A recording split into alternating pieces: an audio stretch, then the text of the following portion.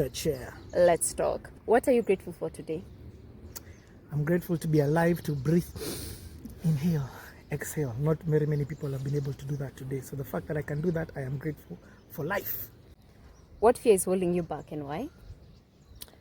Ooh, deep. What fear is holding you back and why? Growth, because growth comes with a lot of responsibilities. It's comfortable right now where it is. You're able to predict what it is and have control. Growth means that you have to relinquish control to the unknown. However, it's not that I'm not deciding to grow. I'm just I'm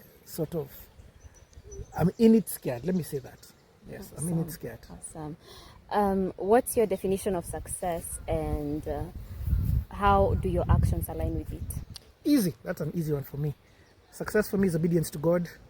I listen, I do. That's it. Like, there's no other definition of success that I value as much as that.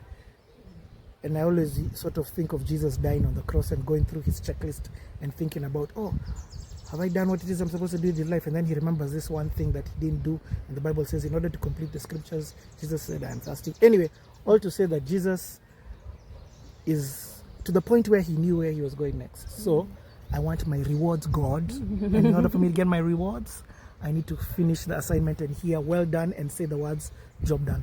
Wow. How do you respond to adversity and what has that taught you? Very badly. I scream, I kick, I cry. I'm not the best at responding to adversity because I'm a very emotional human being. So one of the things that I'm trying to do is build more logical in my adversity. Unfortunately, I'm very emotional and that helps my creative side. So now I'm learning to tap into the logical side. Therefore, I can handle adversity much better. Amazing. That's a good answer because it brings us to our last question. How do you take care of your emotional and mental health?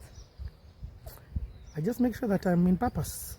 So I make sure that I'm constantly doing the instructions. Therefore, if I do the instructions, it doesn't matter if the instruction leads me to the prison. It doesn't matter how difficult it is there. I can look back and be like, I'm following the instructions. Number two, the thing about doing the instructions, you're always in your optimum place of life. So there's a level of, it's not the rat race that you're in. So me, I haven't been in the rat race since 2004 was the last time I was in the rat race. So yeah, that's how I handle it. I just make sure that I spend time in the most optimum place, and that is where God would have me be. Awesome. Okay, stand up. You can